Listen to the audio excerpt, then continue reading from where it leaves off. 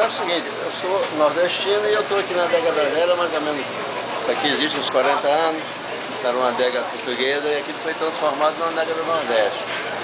Que a gente não só vende comida do Nordeste, a gente vende outro tipo de comida também, nós temos tudo, comida, picanha, bacalhau, camarão, outros peixes, outros tipos de comida. Dois aí comando baião e aí, Continuamos fazendo aqui.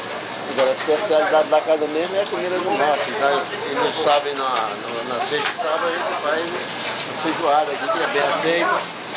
E quem quiser comprovar, comer a feijoada especial na adega da Vera, na sexta e no sábado, pode vir que é coisa boa. Carne selecionada. Olha, onde é que passou a centena? Bom, casa pequena, mas tem uma clientela com a melhor qualidade. A qualidade da adega da Vera mesmo é a clientela que são boas, né? Então, peguei de classe A.